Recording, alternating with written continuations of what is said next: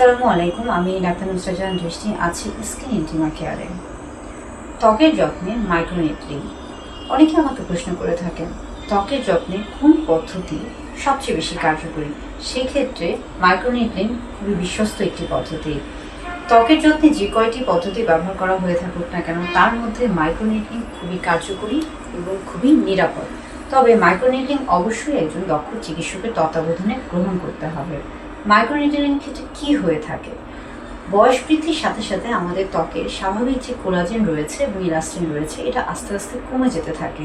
Microneedling মূলত আমাদের ত্বকের এই যে ইলাস্টিন এবং এই যে কোলাজেন, এটাকে বৃদ্ধি করতে সাহায্য করে থাকে এবং যার ফলে বয়স বৃদ্ধির সাথে সাথে বলিরেখা, বিভিন্ন ধরনের ভাঁজ বা পিগমেন্টেশন, এই জাতীয় জিনিসগুলোকে মাইক্রোনিডলিংয়ের মাধ্যমে খুব সহজেই কমিয়ে আনা সম্ভব হয়ে থাকে।